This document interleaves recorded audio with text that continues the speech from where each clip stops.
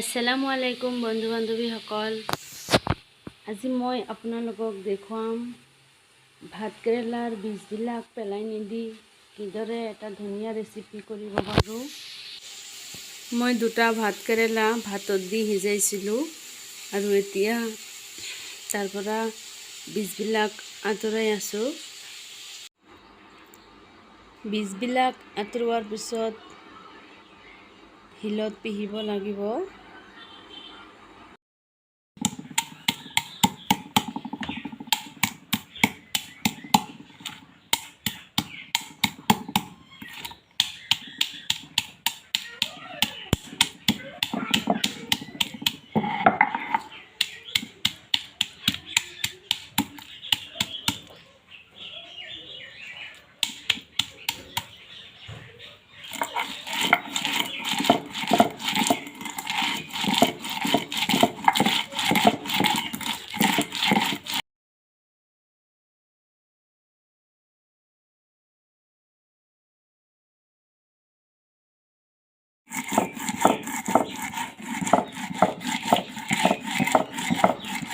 বীজবিলাক ভালকৈ মিহিকৈ পিহিব লাগিব।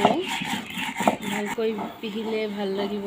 আৰু ইফালে মই পেনত দুটা শুকান মৰিচ ভাজিবলৈ দিছোঁ।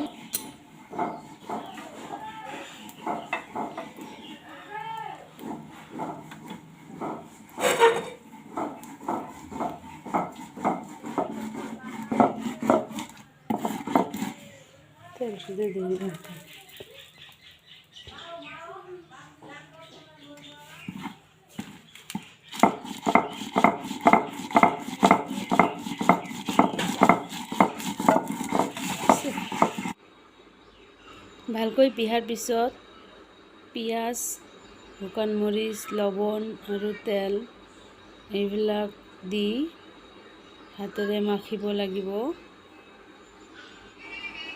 মই বহুতকে দেখোঁ বীজবিলাক নেখাই পেলাই দিয়ে। সেইবাবে মোৰ মনত এটা আইডিয়া হ'ল যে এই বীজবিলাক কিদৰে খালে খাব পৰা হ'ব। কাৰণ বীজতো বহুতো প্ৰটিন থাকে। প্ৰটিন অকল নহয়, বহুতো থাকে।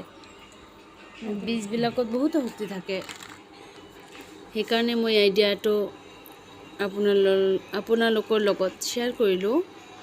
যদি ভিডিঅ'টো চাই ভাল পায় তেনেহ'লে লাইক, শ্বেয়াৰ, কমেণ্ট আৰু ছাবস্ক্ৰাইব কৰিব মোৰ চেনেলটোলৈ।